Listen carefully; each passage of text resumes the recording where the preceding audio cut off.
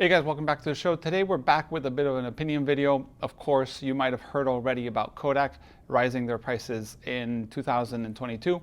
This is coming from Kodak Alaris with increases around 20% on the film line.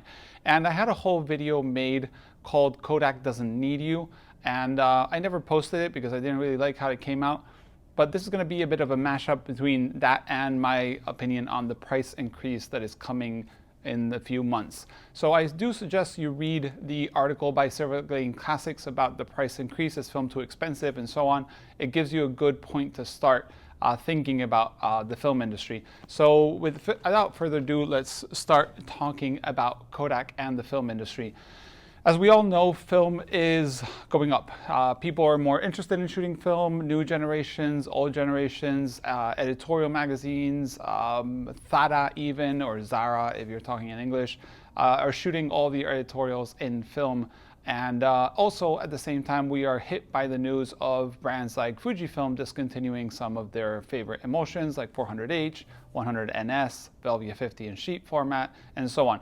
So where we are finding here is an increase in demand from people, decrease in options, and also a global pandemic. So first of all, film, when it all crashed in 2004, the film manufacturers went into a price war.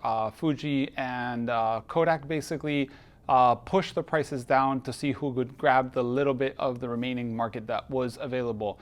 In that time, Agfa went bankrupt, Ilford went bankrupt, Kodak went bankrupt, and Fuji didn't because they had diversified. I made a whole video about that a couple weeks back. And in that horrible time is when I started shooting film again, and prices were pretty decent. I mean, a roll of film was around $4, color film, and you could shoot. There was all kinds of stocks and so on, and it was great. It was a great time to start shooting film again. Film cameras were dirt cheap because they were dumped by studios because they were going on to digital and digital backs and all this stuff. It was the future. But if you fast forward now, as Fuji has been dwindling their stocks, and Kodak has also dismantled huge amounts of their infrastructure, it's really hard to keep up with demand. That is why you're noticing that sometimes there's no Kodak film at stores. There's Color Plus is missing, Ultramax is missing, Kodak Gold is missing, Portra even is missing, and so on. And that's why in 2019, at the end of 2019, Kodak announced a 30% increase to actually start building machines again. And that is something that has been of uber importance. And I'll reference a conversation I had, or actually a conversation that Mirko from Adox had at a Helsinki photo fair that I recorded. I'll see if I can remember to put the link up here and below, but if you put Adox Helsinki or State of Film or something like that, you'll find it on YouTube. And he mentioned that the current prices back then, this was 2018 if I'm not wrong, were not supporting the innovation and growth of factories, fixing machines, teaching new people. It was only supporting basically the baseline of covering enough to keep going. And that is the problem. Film is growing, it's more and more people are shooting, but the machines are not made to do more. They've been, like shrunk to the minimum expression for what was the demand 5-10 years ago. What happens is now we have to train new people, and I say we because I consider myself part of the film community. We have to train new people. They have to make new machines. They have to find materials. Also, now they're not buying materials like they used to. Kodak was, I think, at once the biggest farmer in the world because they had all the farm for the gelatin in South America. To control the gelatin that would come to them would be of a quality they needed for film, which was really high. And this all makes the film industry have a less levering power with prices and so on. So first of all, chemicals and raw materials are scarce, so it's hard to find some of them. A lot of them are becoming banned because of environmental reasons, which is very logical. We are in 2021, we're trying to take care of having, something to leave to our kids. But at the same time, all these industries have to adapt. So they have to find the chemicals, they have to find substitutes. They are not finding even the rawest material. We've seen that with the silver caps on Kodak. For example, I've talked to Kodak, and actually the silver caps are harder and break the machines faster because they are harder and they have to slow down the machines and they're breaking more. So every time they're pressing 35mm canisters, instead of like breaking once a day or once a week, it's breaking more. So I can't give you exact references. But so that's a problem again.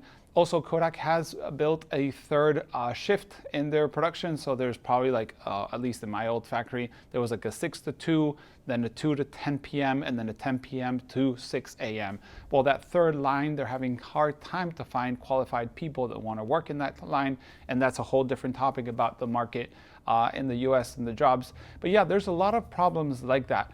And like I said, on top of that, you're putting a bunch of people that are shooting film nowadays more than 5 years ago, then less film in the market, and that is mainly the problem we're having. You can't find film, and film is going to get more expensive to cover these investments. Adox said it, like I said, years ago, it was important that prices went up because prices were way too low for them to reinvest in film. And that's where it comes to the point where prices are high and it's hard to buy.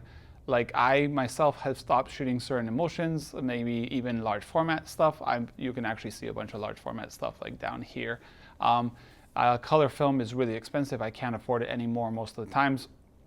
So I will keep shooting film, but I'll choose different stocks and I'll change my habits. Maybe instead of Portra, I'll shoot Ultramax. Maybe instead of Trix, I'll shoot another film stock in black and white, because there are options, and that's the good thing. We have options. So it's one of the things that I said in the video that was Kodak doesn't need you, is the market has shifted also in the public. So the people, public in Spanish is público. So the people that are buying film are no longer people like me, which I consider myself an old fart, but younger generations. I'm from '82. I shot film when I was a kid. I shot film when I was a teenager, and I stopped buying film because film was too expensive and I wanted to take my girlfriend out for dinner and not just shoot film with my skateboarding friends. And I came back to film years later because I really enjoyed the film look and the film process. So yeah, like the shift in the market is also really important. You have to understand that the new generations coming in to shooting film are buying 1,000 euro phones. They're buying digital cameras that are 2,500 euros to vlog. They're buying computers that are over 1,000 euros to edit these vlogs or edit their Lightrooms. They're buying scanning rigs for film that are over $1,000 or euros. And they're a new generation which they know what they want most of the times, and when they want something, they'll pay for it. I've heard people say Hasselblads are cheap because they're 1,500 or 2,000, and they're like, yeah, but I have a phone that I buy every 2 years, and they're like 1,000 plus. And I'm not saying everybody suits, hits this target demographic, but there's a lot more of that coming.